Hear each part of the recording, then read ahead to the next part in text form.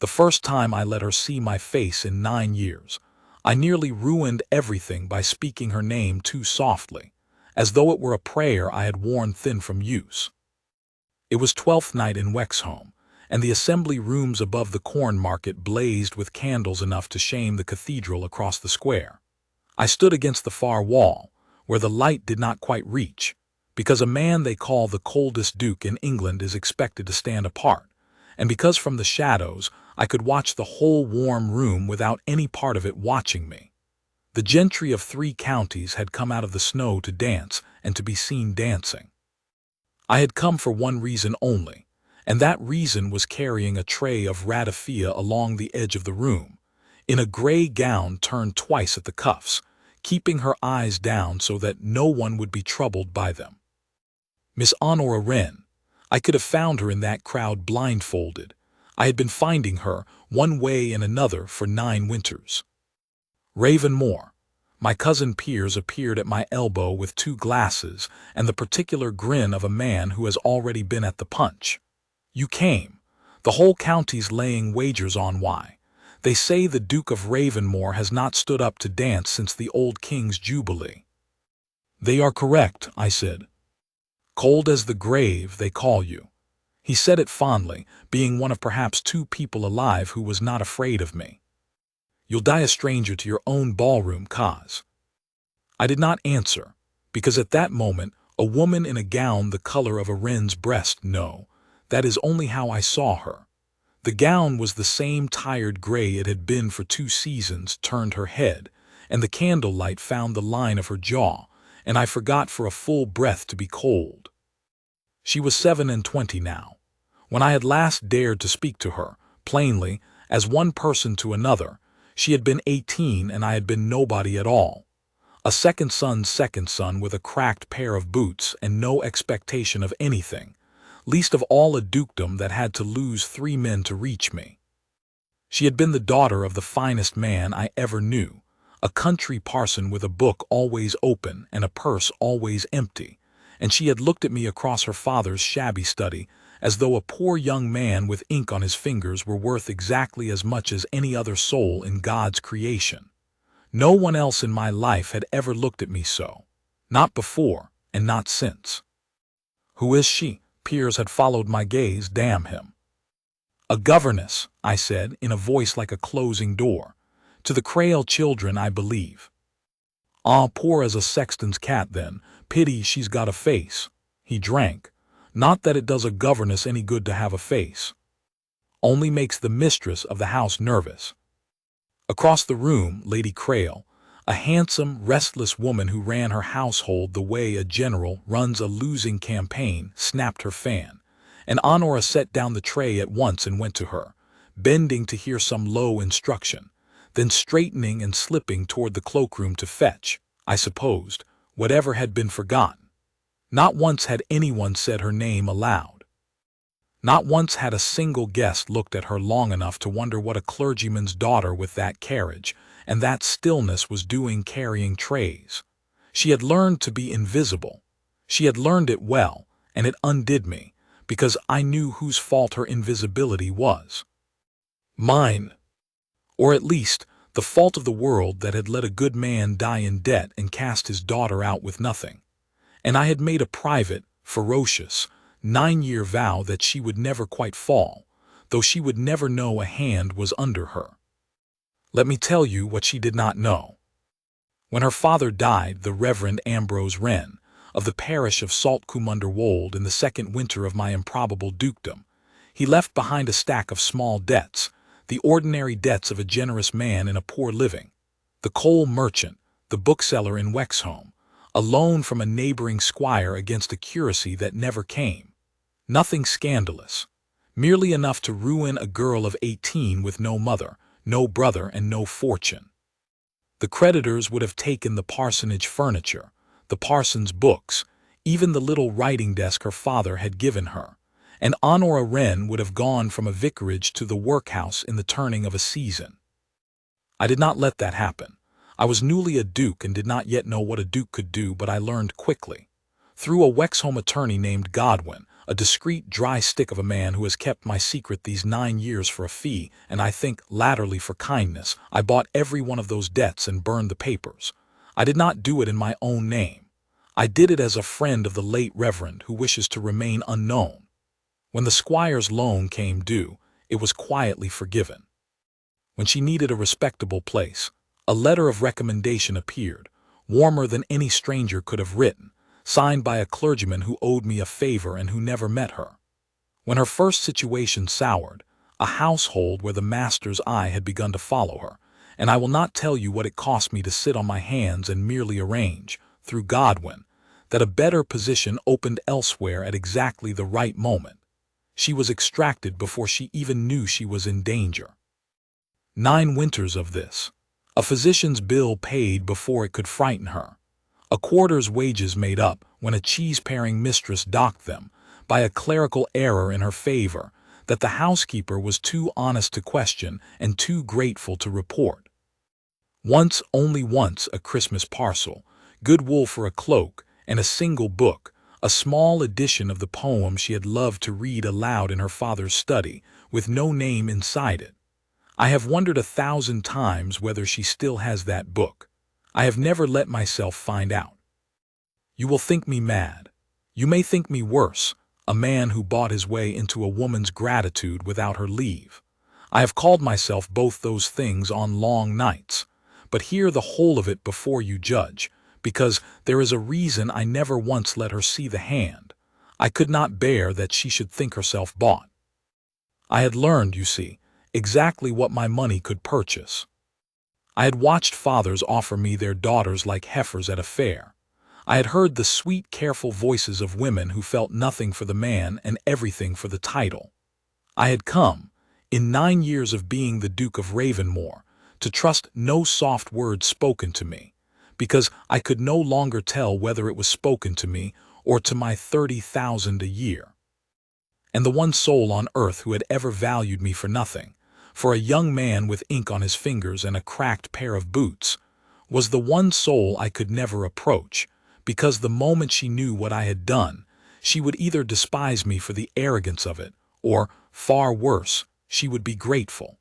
And I did not want Honora Wren's gratitude. I had wanted, once, a great deal more than that, and I had let it go because I had nothing to offer her. And by the time I had everything, I had become a man too proud and too frightened to risk being loved for the wrong reason. So I loved her at 9 years' distance, as a debt one pays in the dark, and I told myself that was enough. It was not enough. I had known it was not enough for some time, but I did not admit it fully until that 12th night, when Lady Crail, flushed with wine and vexation, decided in front of 40 people to be cruel.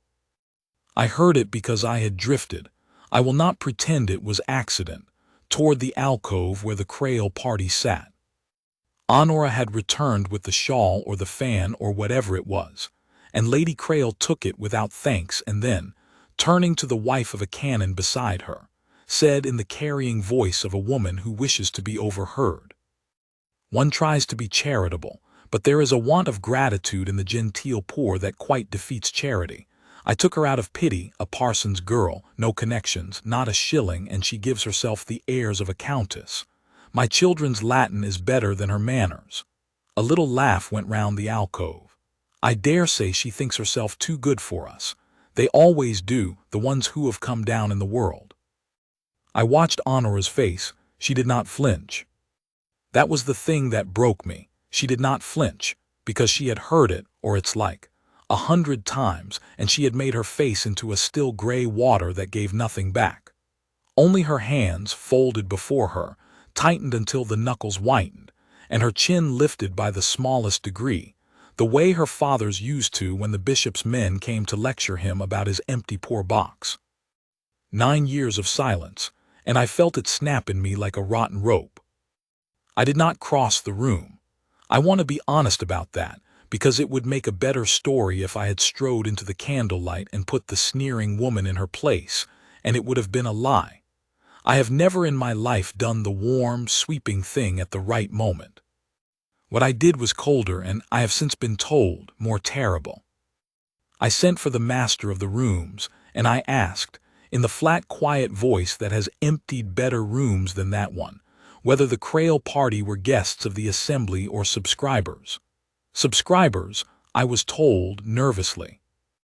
I observed that the Duke of Ravenmore found the Wexholm Assembly's notion of hospitality much declined, that a house which permitted its dependents to be publicly abused was not a house he would trouble to enter again, and that he would be reconsidering his own considerable subscription accordingly. I said it just loudly enough. Then I called for my carriage. It was a petty, glacial thing to do, and it worked the way a duke's displeasure always works.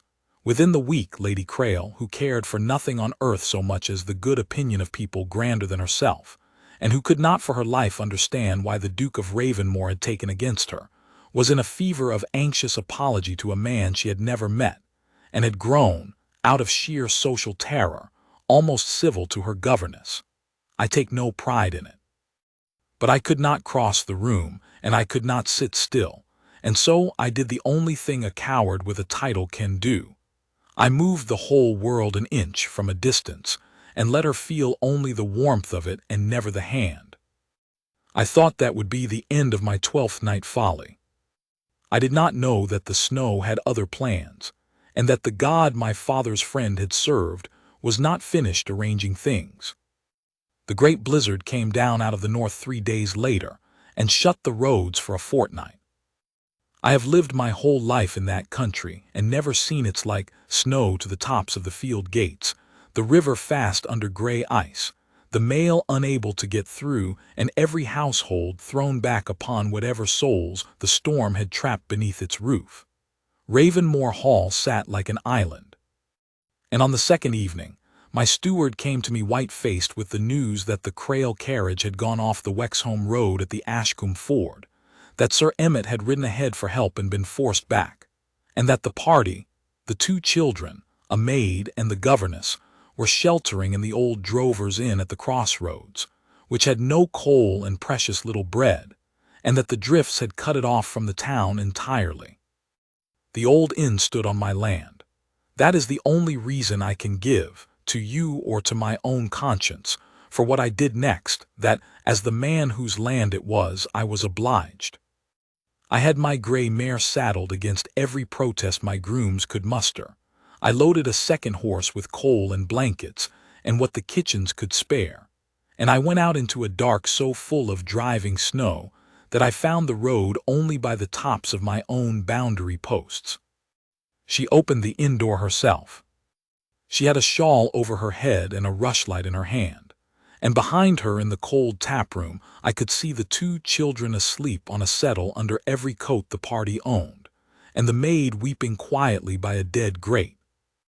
Honora Wren stood in the doorway of a freezing inn at the world's end, and she looked at the snow-covered stranger on the step, and she did not know me. 9 years and a dukedom stood between the young man she had known and the frost-rimed figure blocking the storm.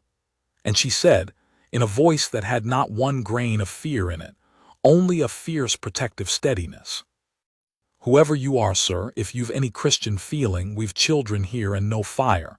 I can pay you nothing. I ask it anyway. I can pay you nothing. I ask it anyway." I had spent 9 years, and a fortune making sure she never had to say those words to anyone. And here she stood, saying them to me, not knowing me, asking for the children and not for herself, and I understood in that doorway that everything I had done in the dark had protected her body and left her soul exactly where the world had put it, alone, and certain that no one would ever come unless she begged. "You need ask nothing," I said, and carried the coal in past her. I will not pretend I was graceful. I built the fire because a man who has been poor knows how to build a fire, and a duke's soft hands remember. I would not let her thank me. When the maid, recovering, began to exclaim over my quality and my kindness, I said something curt that stopped her, and I saw Honora's brows draw together at the discourtesy of it, and I did not care, because I could not have borne her thanks. I got the children warm. I got broth into the maid. And then there was nothing left to do but sit in the one habitable room of a snowbound inn, all through the longest night of that winter, with the woman I had loved for 9 years, who did not know me from Adam. We talked. Of course we talked. You cannot sit in silence with a stranger through a blizzard. She thought me a gentleman traveler caught by the storm. I did not correct her. God help me, because for one night I wanted to be spoken to by Honora Wren as a man and not as a duke. And she spoke to me exactly as she had at 18.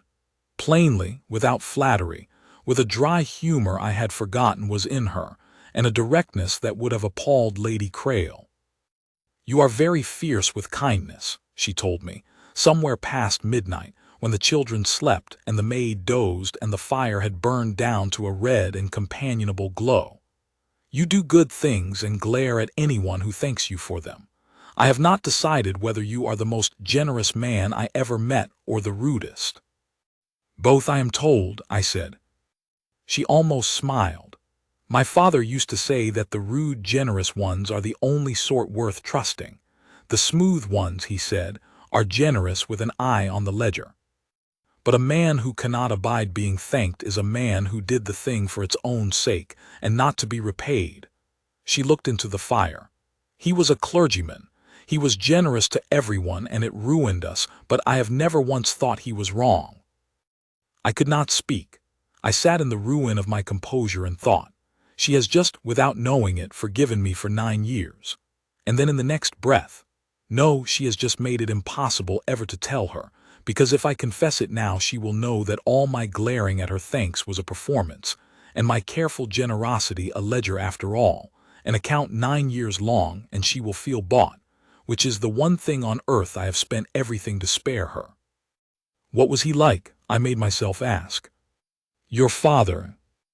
And she told me in that fire-lit ruin of an inn, and I sat and listened to Honora Wren describe the finest man I ever knew, not knowing that I had knelt in his shabby study and that he had put his hand on my head once when I was a friendless young fool, and told me I would come to something if I could only learn to let myself be loved.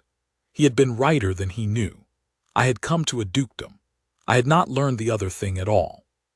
Toward the gray of the morning, when the snow had stopped and the world outside the window lay blue and silent and cruelly beautiful, she fell asleep in the settle corner with one arm around the younger Crail child, and I sat and watched her sleep as I had not watched anyone sleep in my life, and I made a bargain with myself that I broke within the month. That I would get them all safe home, and then I would go away, and I would let her be, and I would never again come near enough to risk her happiness with the weight of the truth. I got them home. The thaw came 2 days later, and I saw the whole party conveyed to Wexhome in my own carriage, myself riding beside it, and Lady Crail, informed by her terrified maid exactly whose coal had saved them, nearly fainted with the honor and the horror of having sneered at a governess in the hearing of the Duke of Ravenmore. She was, thereafter, sickeningly kind to Honora. I had wanted that once. Now it turned my stomach, because it was kindness bought with fear, and it was no better than the kindness I had bought with money, and I was beginning at last to understand the difference between the two of them and the true thing, which cannot be bought at all. I kept my bargain for 11 days. On the 12th, Godwin the attorney rode out to Ravenmore with a face like a wet Sunday, and a piece of news that broke my resolution across his knee. There was a man courting Miss Wren. His name was Mr. Selwyn Vane, a curate, lately come to a Wexhome living, smooth and fair and 30, with a good voice for the burial service and a keen eye for the main chance. I knew the type the way a shepherd knows the wolf. Godwin, who missed nothing that happened in Wexhome, had learned 3 things about Mr. Vane's suit. That he had begun it within a week of the county learning that the Duke of Ravenmore had twice publicly noticed the Crail governess. That he had made inquiries discreetly as to whether Miss Wren had expectations or a friend, and that upon learning she had neither that anyone could name, for my hand had always been invisible, he had not withdrawn but merely adjusted, and now spoke of her to his brother clergy as a sensible woman, no encumbrance, who would keep a parsonage well and cost a man nothing. Who would cost a man nothing. I read it in Godwin's dry account, and I stood up so fast I overset my chair. He does not love her, I said. Godwin, who is the only man permitted to be honest with me, regarded me over his spectacles. Your Grace, I'm a lawyer and cannot speak to love. I can speak to prospects. Mr. Vane's prospects are indifferent, and a wife of good manners and no cost improves them. Miss Wren's prospects are a governess's, which is to say, none and shortening. She is 27. In 2 years the Crail children will be grown, and she will be dismissed with a character and no home. A respectable curate is very likely the best offer the world will ever make her, and she is far too sensible not to know it. He paused. She has not yet accepted him, but she has not refused him. I thought you would wish to know. I stood at my own window and looked out over 9 years of my life laid white with snow, and I saw the whole shape of what I had done. I had kept her from the workhouse and left her to the wolf. I had made certain she would never be bought by poverty, and in doing it so secretly, so invisibly, I had also made certain she stood entirely alone, with no friend she knew of, no protector she could name, no soul in the world she believed to be on her side, so that when a smooth man offered her the only roof and the only respectability the world would ever hold out to her, she had no reason on God's earth to say no, and every reason to say yes, and marry a man who wanted her, because she would cost him nothing. She would cost him nothing. And she had cost me everything and been worth all of it, and she did not know either fact. I understood at last, standing at that window, what my father's friend had meant. I had confused loving someone with protecting them. I had thought that if I only kept the roof from falling on her, I had done my part, and I could go on loving her from behind the wall like a miser gloating over a coin he will never spend. But a coin unspent is a coin thrown away. 9 years of the safest, most careful, most cowardly love in England, and it had come to this.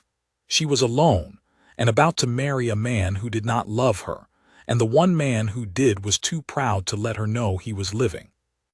Godwin, I said, how long has Vane given her to decide? He calls on Thursday, I understand, to press his suit. She has said she will give her answer then. 3 days. I have made in my time decisions that moved thousands of pounds and hundreds of lives, coolly, in the space of a breath. I have never made a decision that cost me what the next one did. I turned from the window and I said, then I have until Thursday to become a man worth refusing him for. Fetch me the ledger. Your Grace. The other ledger, Godwin, the one you keep. The record of every debt I bought and every place I found and every quarter I made good, all 9 years of it. He went very still. You mean her to see it? I mean her to have the whole truth in her hands, I said, and to choose with all of it before her, and not one thing hidden. I have spent 9 years deciding for her from the dark. It was a coward's way to love, and I am ashamed of it. Whatever she chooses, Vane, or me, or neither, or to throw the ledger in my face and never speak to me again, she will choose knowing. That is the least I owe the one soul who ever valued me for nothing. I found I was breathing hard. I would rather be refused by a woman who knows me than accepted by one who does not. Godwin looked at me for a long moment, and something in his dry old face that I had never seen there before came near to warmth. It is the first genuinely honest thing I have known you to do in 9 years, Your Grace, he said. It may cost you her, but it is honest. Yes, I said, copy the ledger fair, and Godwin leave nothing out, not the parcel. Not the book of poems. You wish her to know that too. I wish her, I said, and my voice was not steady, to know everything. I called on the Crail household on Wednesday, the day before the curate, and I asked, a duke does not ask, but I asked, whether I might speak privately with Miss Wren on a matter concerning her late father's affairs. Lady Crail, torn between rapture at a duke under her roof and confusion at his business, put us in the cold morning room and, with a great show of delicacy that was really a great show of listening at doors, withdrew. And then I was alone in a shabby genteel morning room with Honora Wren for the first time since a snowbound inn. And this time she knew exactly who I was, and it changed everything. And I watched it change everything in her face. The plainness was gone. The dry firelit ease of the woman who had told me I was the rudest generous man she ever met gone. She stood very straight by the cold window in her turned gray gown, and she was a governess again in the presence of a duke, careful and closed and remote. And I hated it. I hated what my title did to her. I hated that the one honest hour of my life had been possible only because for one night she had not known what I was. "Your Grace," she said, "you wish to speak of my father." "Miss Wren, I had rehearsed 100 speeches and forgotten every one. I owe you the truth, and it is long overdue, and I do not know how to begin it except badly, so I shall begin it badly." I set the fair-copied ledger on the little table between us. "9 years ago your father died in debt. You have believed all this while that an unknown friend of his bought up those debts and burned them, that a series of fortunate letters and lucky vacancies and clerical errors in your favor kept you, again and again, from falling. You have believed it was chance, and the goodness of strangers and Providence." Her face had gone very still. "I have believed exactly that." "It was not chance," I said. "It was not strangers. It was not Providence, though I have prayed it might be forgiven as if it were. It was me. Every debt, every letter, every place, every quarter of wages a cruel mistress docked and a kind housekeeper could not explain. The wool for a cloak, one Christmas, and the little book of your father's poems with no name in it. All of it for 9 years. That ledger is the whole account. I have brought it to you so that you may see there is nothing hidden, that you may know exactly what has been done and by whom, and reckon what you owe by it, which in my heart I pray is nothing at all." The silence in that cold room went on so long I could hear the ice ticking in the gutters outside. She did not touch the ledger. She looked at me, and I watched 9 years rearrange themselves behind her eyes, every rescue, every mercy, every lucky turn, recast in a single instant from the hand of a kind world into the hand of one man. And I could not read what the recasting did to her, whether it was gratitude or fury or the terrible thing I feared most, which was the closing of a door. "Why," she said at last, and her voice was low and even and gave nothing away, "are you telling me now? You kept it secret 9 years. You could have kept it secret 9 more. Why now?" And here was the moment I had dreaded above all the others, because the honest answer was the one that made me a supplicant, and a duke does not supplicate, and I had spent 9 years being a duke rather than a man.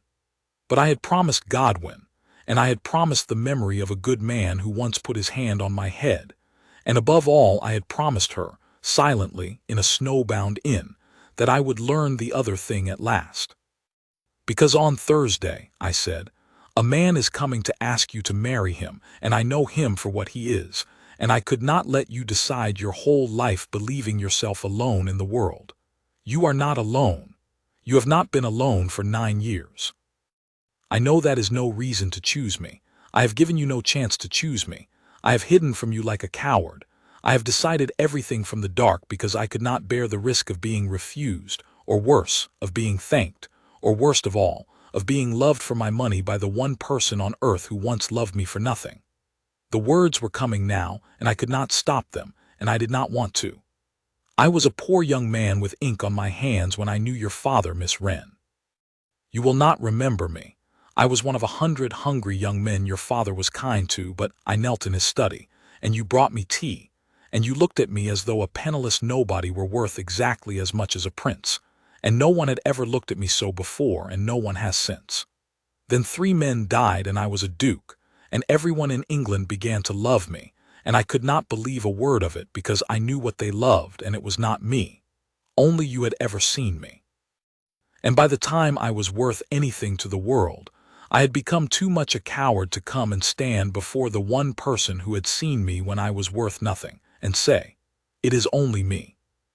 I have grown rich and cold and frightened, but underneath it is only me, the young fool from your father's study, who loved you at 18 and has loved you every winter since, and paid your debts in the dark because I could not bear to spend a shilling on you in the light for fear you would think the shilling was the love, when the love was the whole of it and the money nothing. I stopped. I was shaking.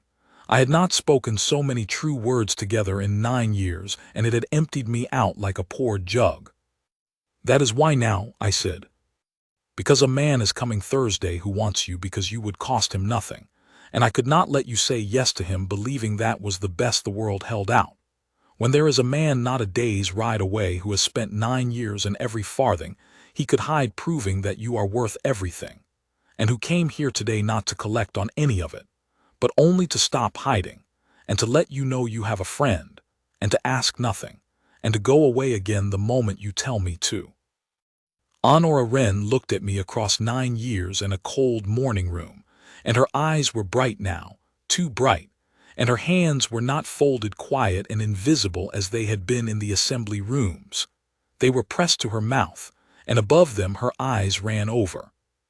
And when she took them away, her voice broke on the first word, and mended on the second. You, she said, it was you, the tea, I do remember.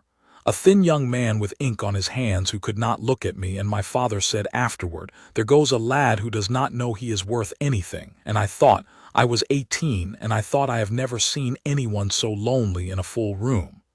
She drew a breath that shook. And you have been the lonely young man in the full room for 9 years, and I never knew, and you paid my debts in the dark and glared at anyone who thanked you, exactly as you glared at me in the inn, and I told you, God help me. I told you to your face, not knowing you, that a man who cannot abide being thanked is a man who did the thing for its own sake. She gave a sound that was half a laugh and half a sob. I told you my father would have trusted you. You did, I said. It was the kindest thing anyone had said to me in 9 years, and I could not tell you it was me you were speaking of, or I should have wept in front of the Crail children, and a duke does not weep in front of governesses. No, she said, and now she was truly weeping and truly laughing both. No, apparently a duke does everything in secret, the great coward, the great generous, rude, impossible coward. And she came round the little table with the ledger on it, past 9 years of the darkness I had kept us both in, and she did not throw the ledger in my face, and she was not remote or careful or invisible, and she took my 2 hands in her 2 hands the way one takes hold of something one has been afraid to reach for. And she looked up at me. And there was nothing of the governess in her face and nothing of the duke in mine, only a thin, lonely young man and the girl who once brought him tea, standing at last in the same light. Ask me nothing, you said. Her voice was fierce and wet and steady. You will go away the moment I tell you to, you said. You came to give me the whole truth and let me choose with all of it before me. She tightened her hands on mine. Then I choose with all of it before me. And I will not have you go away, Julian, the name I had not heard from any mouth in 9 years, my own true name, not my title, I will not have it. You have spent 9 winters being worth everything to me in the dark. Stand in the light now and be worth it where I can see you, and let me be worth something to you in return, which is all I have ever wanted to be to anyone and never once been let. She lifted my hands and pressed them, both of them, against her wet cheek, the way you warm your hands at a fire you had given up hope of. That is my answer to Thursday. Send the curate away. I have a friend. I have had a friend for 9 years and only just been told. I do not mean to lose him now that I know his name. I have been called the coldest duke in England for 9 years, and I stood in a shabby morning room in Wexholm and wept like a boy, with a governess's hands warm against my own and her cheek warm against my knuckles. And it was the first genuinely warm thing that had happened to me since 3 men died and made me rich and lonely, and I would not trade that 1 broken quarter-hour for the whole of the 30,000 a year. Mr. Selwyn Vane called on Thursday, and was received by Lady Crail in a state of such flustered, name-dropping ecstasy, for the county was already ringing with the news, that he understood before he reached the drawing-room that his sensible, no encumbrance, cost-nothing bride had somehow become the betrothed of the Duke of Ravenmore, and he took his leave with what dignity a wolf can muster when it discovers the lamb was under the shepherd's own coat all along. I bore him no grudge. He had, after all, done me one great service.